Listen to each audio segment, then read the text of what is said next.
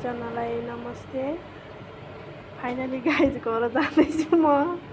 यो चाहिँ अलि बिहाको ठुलो अनि यो चाहिँ ह्यान्डब्याग। अब टक्क हिँड्दैछु। ल गाइजहरू अब यो राखियो।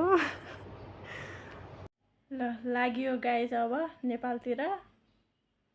यस्तो के भयो भन्दाखेरि अब म घर जाँदै थिएँ। हिजो एयरपोर्ट बन्द भयो अरे भन्ने सुनेर आज हिँडेको। अनि घरमा 2 जना नेपाली थिए, तल 3 जना। यस्तो हुँदैछ भेट्न पनि आएनन् तिनीहरू। ठिकै छ, के गर्नु, नजिकै त थिए तर म आउँदाखेरि भेट्न पनि आएनन् तिनीहरू। यस्ता रहेछन् यार तिनीहरू त।